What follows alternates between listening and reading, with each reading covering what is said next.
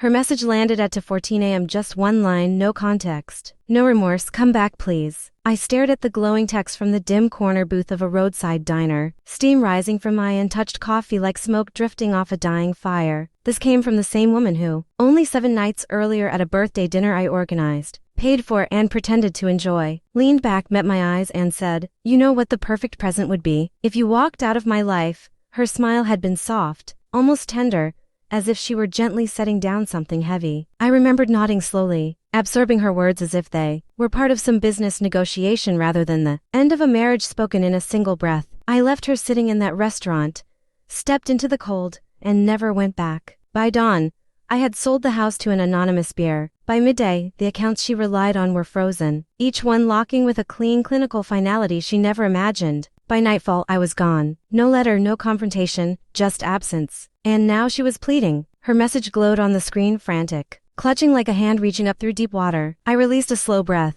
Something in her world had shattered, something she thought would never break. But this moment wasn't the beginning. It hadn't started at her birthday dinner. It started long before, quiet and hidden, like rot beneath polished wood. The late-night work calls, the sudden insistence on privacy. The phone kept face down as if the light of another man's message might sear us both. I noticed everything. I always do. But suspicion demands patience. You don't survive betrayal by reacting. You survive by watching. The first true crack appeared on a Wednesday. Elena stepped into the hallway to answer a call, thinking I was asleep. Her voice was soft, warmer than it ever was with me. I caught only 6 words. Tonight was perfect. Same time Friday. My breath stalled mid-inhale, not because the words were unique. Betrayal never is, but because of her tone. She sounded alive, more alive than she'd been with me in years. I didn't confront her, didn't dial the number back. I simply observed as the shift unfolded. The new perfume not worn for me. The careful way she dressed, effort she never offered our marriage. The way she floated through the house carrying a secret tucked behind her ribs. She was convinced I was too blind to notice. But blindness has never been my flaw. I stood at the edge of the sidewalk, the leather on my shoes scraping against the slick pavement as I watched the movers load the last pieces of my life into Elena's Mercedes. She didn't look back. She never did. The divorce papers she left on the kitchen table were still burning in my mind, a reminder of everything I lost without a final goodbye.